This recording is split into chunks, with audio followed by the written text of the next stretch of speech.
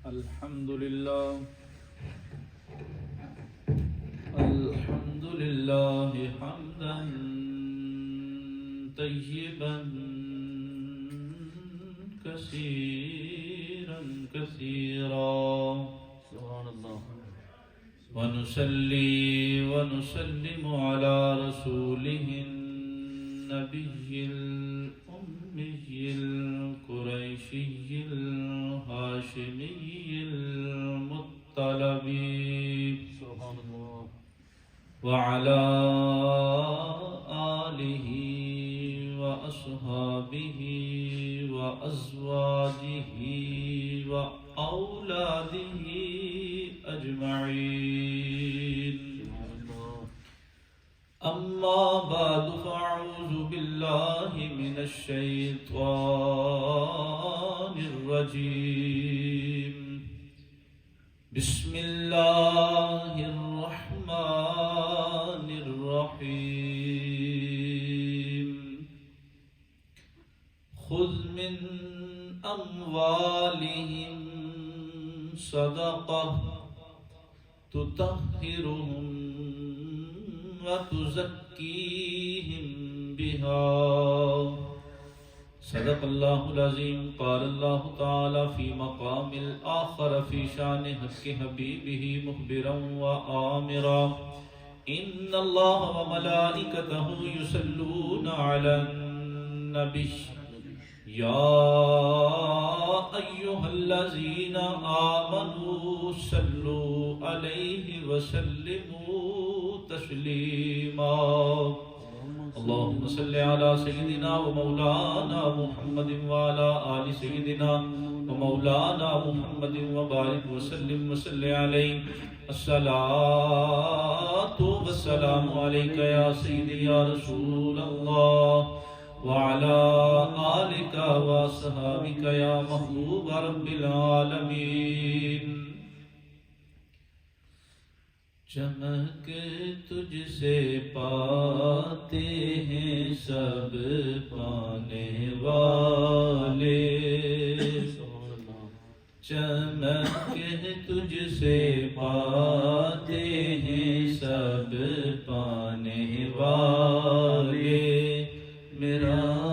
دل بھی چمکا دے چمکانے والے اور مدینے کے خطے خدا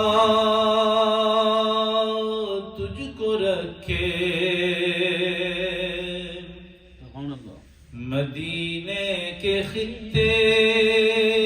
خدا تجھ کو رکھے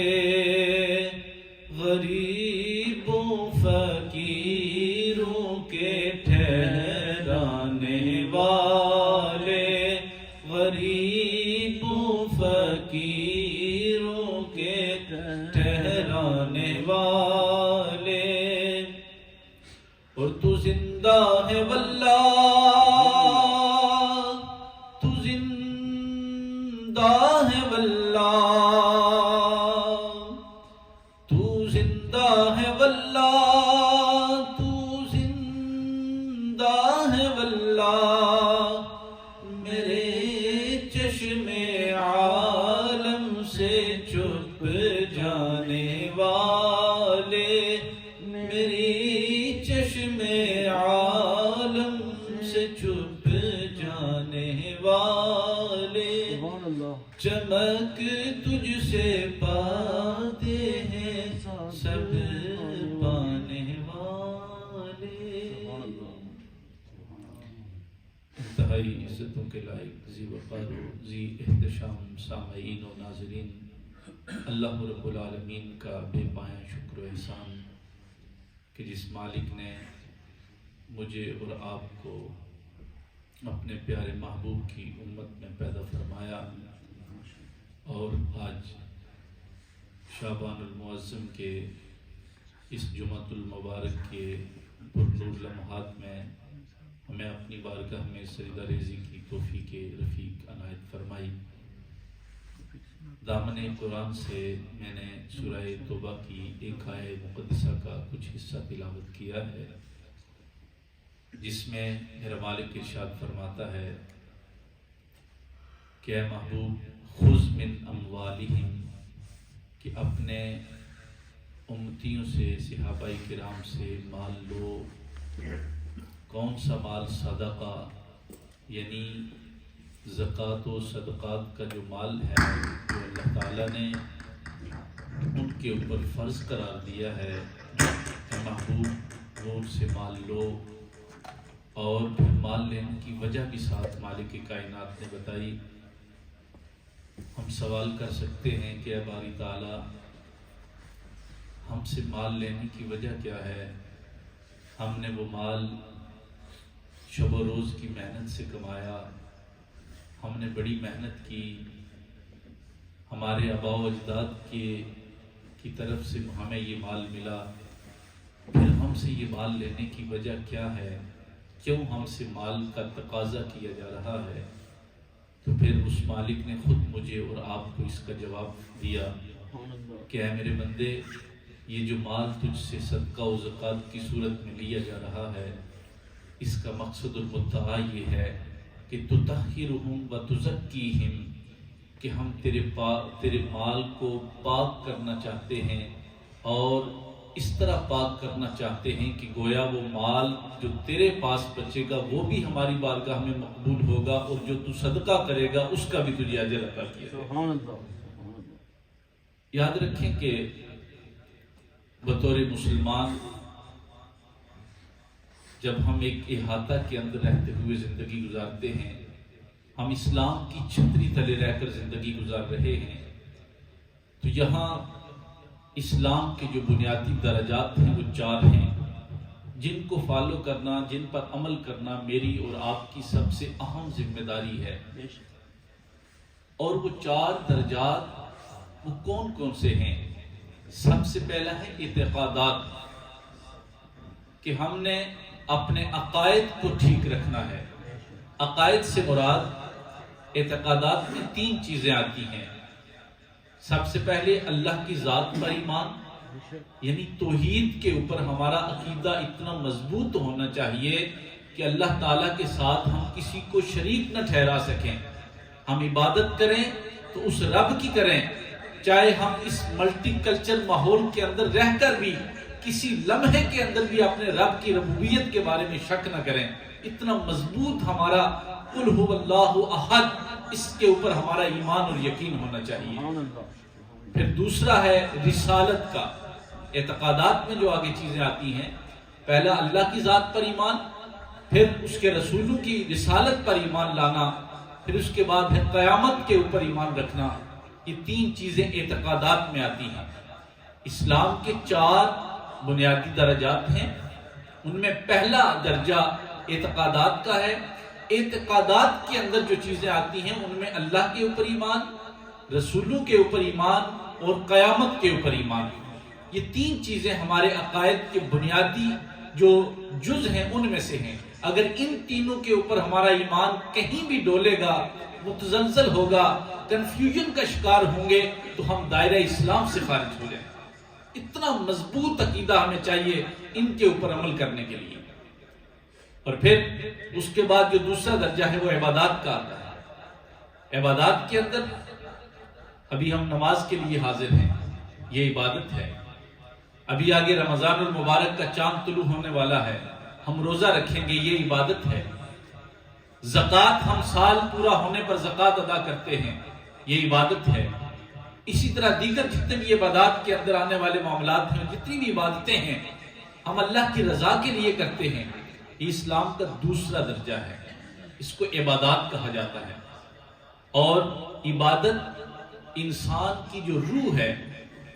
اس روح کی غذا کے طور پر جب ہم اس عبادت کو ہم کرتے ہیں، یا اس عبادت کو ہم کوئی بھی ایونٹ سیلیبریٹ کرتے ہیں، اس کا مقصد اور مدعا یہ ہوتا ہے کہ ہم اپنا اندر صاف کر سکیں۔ اپنے اندر کے اندر، ہمارے اندر جو ایک باطن کی کیفیت ہے اور جو قوت ہے، اس قوت کو ہم نے مزید جلا بخشنی ہوتی ہے۔ ابھی آپ نماز پڑھنے کے لیے آئے ہیں تو اس نماز کے بعد ظاہری طور پر تو آپ کو کوئی فائدہ نہیں ہونے والا، نہ ہی اس نماز کے بعد کوئی جو ہے وہ آپ کو باقاعدہ مینشن کیا گیا کہ یہ اجر ملے گا، نہیں، نہ ہی آپ کو کوئی اماؤنٹ ملنے والی ہے۔ آپ اس وقت جو مسجد کے اندر اللہ کی عبادت کے لیے سجدہ ریز ہونے کے لیے موجود ہیں، اس کا مقصد صرف یہ ہے کہ آپ روحانی طور پر سکون چاہتے ہیں۔ جب نماز پڑھیں گے تو نماز کی ادائیگی کے بعد جو قلبی کیفیت ہوتی ہے، ایک انسان کے اوپر جو ایک فرض ہوتا ہے، اس ادائیگی کے بعد جو سکون طاری ہوتا ہے انسان کے دل و روح کے اندر، اس کیفیت کے حصول کے لیے میں اور آپ عبادت کے لیے موجود ہیں۔ اس کیفیت کو ہم پانا چاہتے ہیں۔ پھر اس کے بعد ہمارے معاملات ہیں، چاہے ہمارا کاروبار ہو، ہمارے جتنے بھی گھر کے ازدواجی معاملات ہوں، خاندانی معاملات ہوں، عائلی معاملات ہوں، یا معاشرتی معاملات ہوں، یا بین الاقوامی معاملات ہوں، یہ سارے معاملات کو ہم نے اس دین اسلام کے اصولوں کے مطابق رہ کے گزارنا ہوتا ہے۔ اگر ہم تاجر ہیں تو تاجر کی حیثیت سے ہم نے جو کاروبار کرنا ہے وہ ہم نے اسلامی اصولوں کے مطابق کرنا ہے۔ اگر ہم خاندان کے سربراہ ہیں تو اس خاندان کی سربراہی ہم نے اس طرح کرنی ہے جس طرح میرے آقا کریم صلی اللہ علیہ وسلم نے مجھے اور آپ کو اپنے خاندان کی سربراہی کر کے دکھائی ہے۔ اگر ہم ایک سوسائٹی کے اندر رہنے والے ایک سوسائٹی کے فرد ہیں، ایک معاشرے کے فرد ہیں، تو پھر ہم نے اس معاشرے کا سود مند شہری بننے کے لیے جو اسلامی اصولوں کے مطابق ہم نے عمل کرنا ہے، وہ میری اور آپ کی ذمہ داری ہے۔ یہ معاملات کے اندر چیزیں آتی ہیں۔ پھر میں اس کو ریپیٹ کرتا ہوں، 4 درجے اسلام کے، پہلا اعتقادات، دوسرا عبادات، تیسرا معاملات، اور چوتھا ہے اخلاقیات۔ اخلاقیات کے اندر آتے ہیں کہ ہم اپنے رویے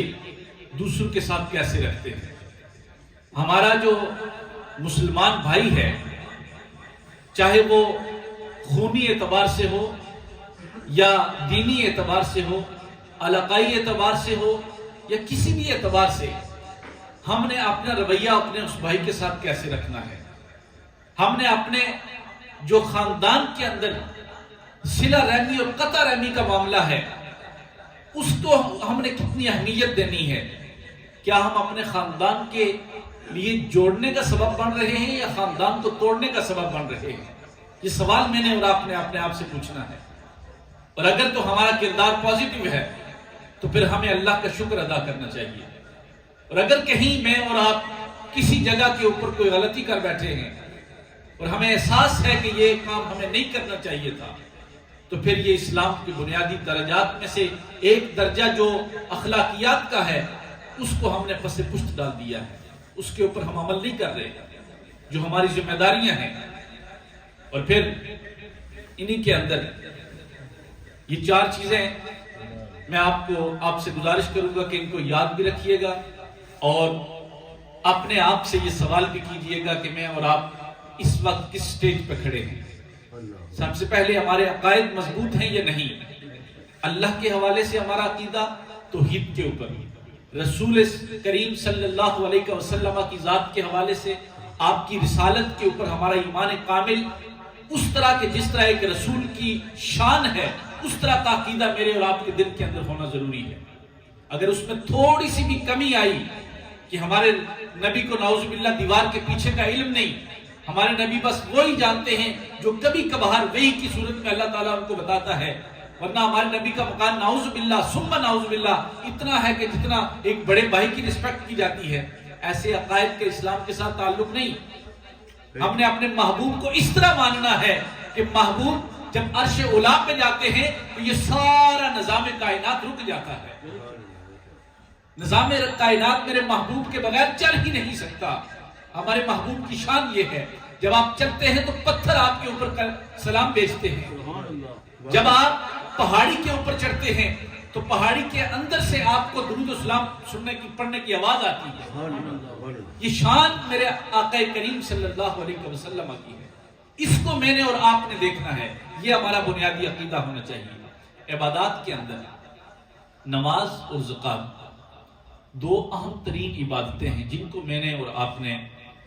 سیکھنا اور اس کے اوپر عمل کرنا ہے۔ مثلا نماز کا تعلق، ابھی میں اور آپ جو نماز کے لیے آئے ہیں، قرآن پاک کے اندر تقریباً 82 مقامات ایسے ہیں، 82 نمبرز آف آیات ہیں کہ جن میں اللہ تعالیٰ نے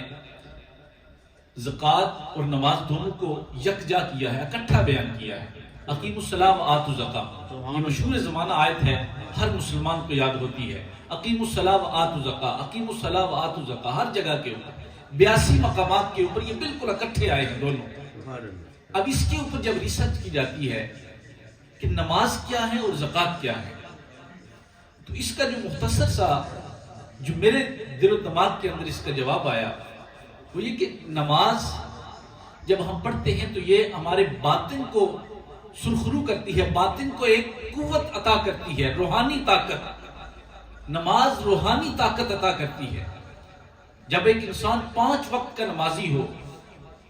اور جب بھی کوئی اللہ نہ کرے اس کے دل و دماغ کے اندر کوئی برائی کا معاملہ یا کوئی ارادہ کرنے کی کوشش کرے تو فوراً اس کو یہ خیال آتا ہے کہ میں نے ابھی فجر کی پڑھی تھی، زور کو میں اپنے رب کو کیا منہ دکھاؤں گا۔ پھر اس کو یہ تصور اور خیال جب آتا ہے تو وہ برائی سے رک جاتا ہے۔ میرے کریم بلکہ رب کائنات نے فرمایا کہ ان الصلاۃ تنہی عن الفحشاء والمنکر، کہ نماز برائی اور بے حیائی سے روکتی ہے۔ یہ نہیں کہ پکڑ کے پیچھے کر لیتی ہے، بلکہ وہ تصور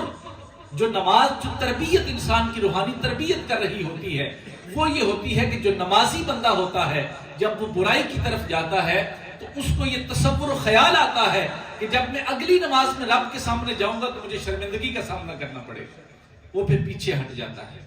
وہ پھر اس برائی کی طرف نہیں جاتا۔ جب اس کی روحانی تربیت ہو جاتی ہے، 5 وقت کا جو نمازی ہوتا ہے، جب وہ اس ڈگر کے اوپر چل پڑتا ہے کہ اس کا من روشن ہو جاتا ہے، اندر اس کا روشن ہو جاتا ہے، پھر اس کی دوسری جو رسپانسبلٹی ہے، وہ دوسری جو ذمہ داری ہے وہ ہے آتوا الزکاۃ، زکوٰۃ ادا کرو۔ جب ایک نمازی بندہ ہوتا ہے وہ جب اپنا مال، اپنی کمائی، اپنی محنت کا جو کچھ بھی اس کے پاس ہوتا ہے،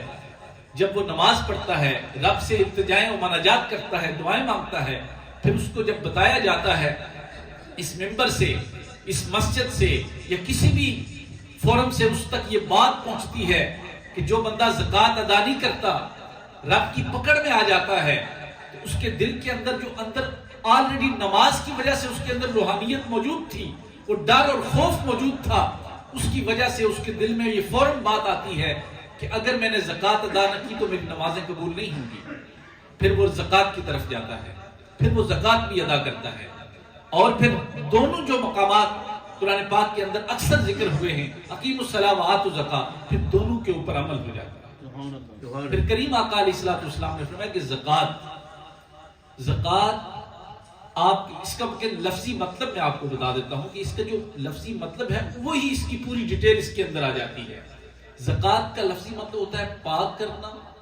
نشو و نما کرنا اور اضافہ کرنا۔ اب دیکھیں کہ کتنے پیارے اس کے میننگز ہیں کہ زکوٰۃ تو آپ کا مال پاک ہو جائے گا، مال کے اندر نشو و نما ہوگی یعنی کہ بڑھے گا، اضافہ کرنا مطلب اس کے اندر اضافہ ہو جائے گا۔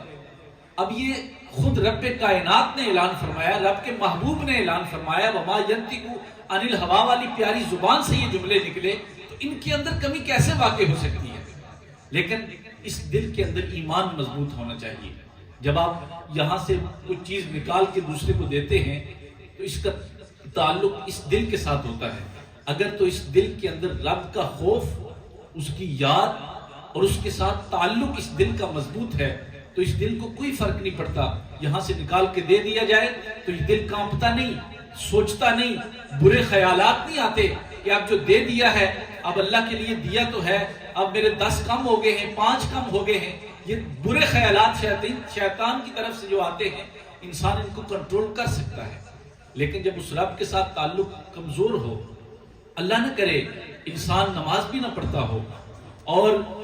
اس کی جو باقی عادات ہیں وہ بھی نہ اچھی نہ ہوں، تو پھر یہ خیال ضرور آتا ہے، شیطان کی طرف سے یہ وسوسہ ڈالا جاتا ہے کہ تو پاگل ہے، تو نے محنت پورا دن صبح سے لے کے شام تک تو نے محنت کی، کمایا تو نے، اور اب جو ہے وہ سارا نکال کے تو دینے لگا ہے، اور اس میں سے تیرے اتنے کم ہو جائیں گے، تیرا کیا بنے گا، یہ اس طرح کے خیالات شیطان کی طرف سے وسوسہ بن کے دل و دماغ کے اندر آتے ہیں۔ اور پھر جب یہ وسوسہ شیطان کی طرف سے آتا ہے تو انسان پھر کمزور ایمان والا جو ہوتا ہے وہ پھر اس کی ثواب سے محروم ہو جاتا ہے، صرف ثواب سے۔ اب چونکہ اتنا وقت نہیں، کریم آقا علیہ الصلوۃ والسلام کے پاس ایک صحابی آئے، اس وقت صحابی تھے، لیکن انہوں نے گزارش کی کہ یا رسول اللہ مجھے دعا کیجیے کہ اللہ تعالیٰ مجھے مال و اسباب عطا فرمائے۔ میرے کریم آقا علیہ الصلوۃ والسلام نے دیکھا، نگاہ نبوت سے دیکھا، دیکھ کے فرمایا کہ تو جس حال میں ہے اسی حال میں اچھا ہے۔ انہوں نے فرمایا کہ نہیں یا رسول اللہ مجھے دعا کریں کہ مجھے مال ملے۔ آپ نے دعا فرمائی، اللہ نے آپ کو مال و اسباب دیا، بکریاں دی، بکریاں بڑھتی گئیں، اضافہ ہوتا گیا، وقت گزرتا گیا، بکریاں اتنی زیادہ ہو گئیں کیونکہ دعا میرے رسول کی تھی، بکریاں اتنی زیادہ ہوئیں کہ مدینہ طیبہ کے اندر جگہ نہ رہی کہ ان کو مدینہ طیبہ کے اندر رکھا جائے۔ آہستہ سے انہوں نے پھر مدینہ سے باہر رخ کیا، اور پھر جب یہ حال ہوا کہ 5 وقت میرے کریم آقا علیہ الصلوۃ والسلام کی ابتدا میں نماز پڑھنے والا وہ صحابی اب وہ صرف عشاء اور فجر کا نمازی رہ گیا، دن کو سارا دن بکریوں کے ساتھ رہتا، پھر شام کو جب عشاء کے وقت آتا تو نماز پڑھتا، کچھ وقت گزرا تو صرف جمعے کی بات رہ گئی، صرف جمعہ کے لیے مسجد میں آتے، باقی وہ اپنے بکریوں کے ساتھ ہی اپنا وقت گزارتے۔ پھر کچھ اور وقت گزرا تو کئی مہینوں کے بعد آمد ہونا شروع ہو گئی، اور پھر جب زکوٰۃ کا حکم آیا تو حضرت ابو ہریرہ رضی اللہ تعالیٰ عنہ آپ کے ساتھ ایک اور صحابی تھے، ان کو میرے رسول کریم صلی اللہ علیہ وسلم نے بھیجا کہ جاؤ اور اس کو کہو کہ زکوٰۃ کا حکم آ گیا ہے، تم اب زکوٰۃ دو، اپنے مال کے اوپر سے ہمیں زکوٰۃ دو۔ تو انہوں نے کچھ سوچا، انہوں نے کہا کہ یہ مال تو سارا میرا ہے، زکوٰۃ، انہوں نے کہا کہ ابھی آپ جاؤ، میں تھوڑا حساب کتاب لگا کے پھر کتنی بنتی ہے اتنی میں دے دوں گا۔ جب دوسری دفعہ گئے صحابی تو انہوں نے کہا کہ یہ لگتا ہے کہ اسلام کے اندر کوئی ٹیکس کا نظام آ گیا ہے، یہ مال میرا ہے، مجھ سے یہ مال کیوں لیا جا رہا ہے؟ بس ان کا یہ معترضانہ جملہ تھا کہ صحابہ کرام واپس آئے، میرے کریم کو بتایا کہ یا رسول اللہ آپ کے اس پیارے صحابی نے جس کے لیے آپ نے دعا کی تھی اس نے تو یہ جملہ بولا ہے۔ آپ نے لمبی آہ بھری، آہ بھرنے کے بعد آپ نے فرمایا کہ ہلاک ہوا، ہلاک ہوا، ہلاک ہوا، میں نے تجھے اسی لیے کہا تھا کہ تو جس حال میں ہے اسی حال میں اچھا ہے۔